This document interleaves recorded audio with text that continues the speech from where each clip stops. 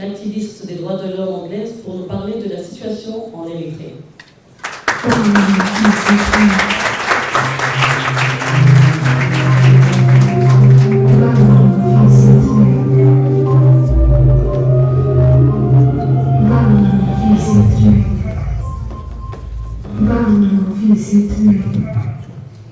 Assalamu alaikum, everyone. Thank you very much for having me here, Bamro and Dr. Mukhlif. We really appreciate it. My family is over there. Thank you so much for your service. Okay, bismillah. My name is Emma Bideh. I was born and raised in the UK, London. But I saw many of my relatives take the dangerous routes to flee Eritrea and come through the Mediterranean Sea. Sorry. I remember thinking, what would possess someone to leave their country and risk a shoot-to-kill policy at the border, risk being sent back by the Sudanese government or the militias in Khartoum, risk being kidnapped, raped and tortured by people smugglers in Sudan, Libya and the Sinai Peninsula, risk dying in the sea after paying life savings to smugglers to get onto a ship, but only to realize when you're at the border, you're not going to get on a ship, you're going to get on a faulty fishing boat, which may not even make it across the sea to Europe. To risk being enslaved, by militias in Libya and Sudan. Now, what are the reasons for this to occur?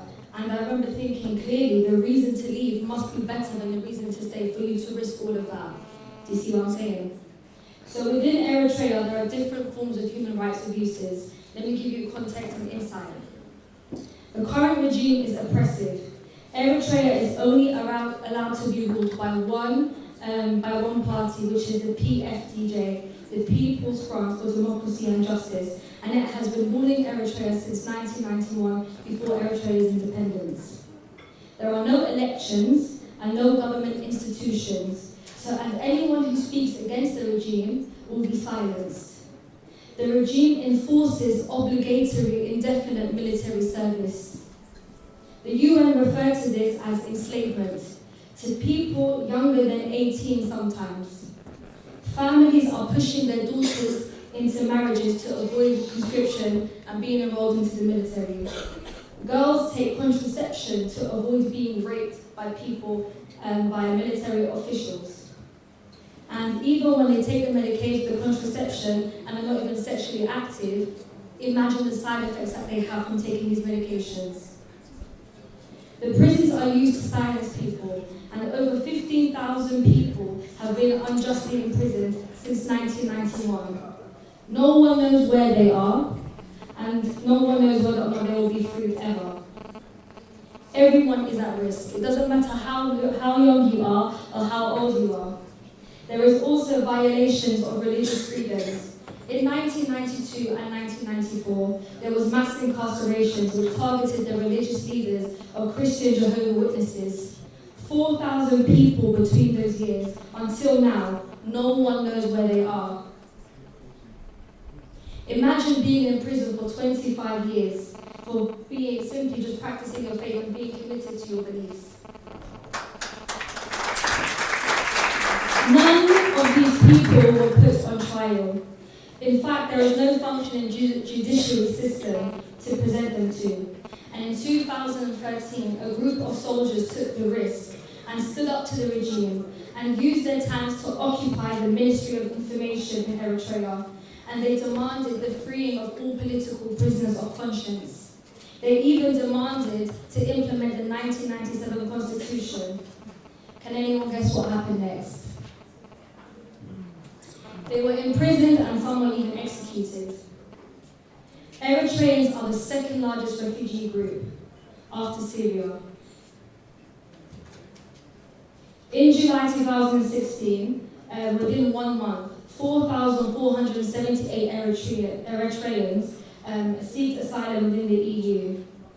And it's not everyday normal Eritrean people who are fleeing. You have professional football players who flee Eritrea during tournaments. You even have government officials who defect and escape Eritrea also. I know I've gone beyond my time and I'm cutting paragraphs literally whilst talking to you, so it's very difficult, so please bear with me.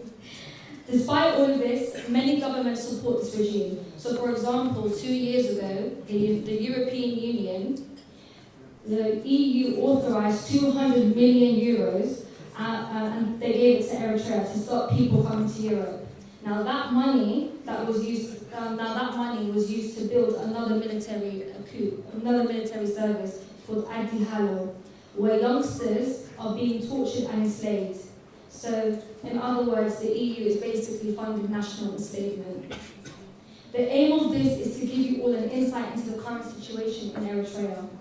When making policies about Eritrea, it is your duty to align them with the values of respect to human rights and have a clear position against the Eritrean government. It is not an Eritrean problem, it is a European problem too. In fact, it's a humanitarian problem.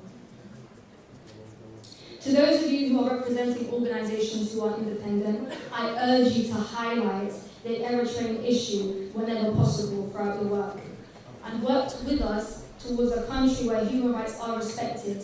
And if you want further information, please come visit us on table 11 and we can give you more case studies in depth, so I run out of time. But thank you guys so much, I really appreciate giving this platform to speak.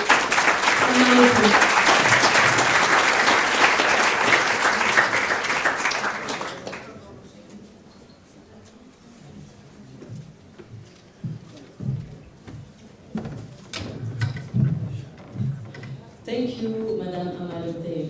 Amal Abdel est née donc en Angleterre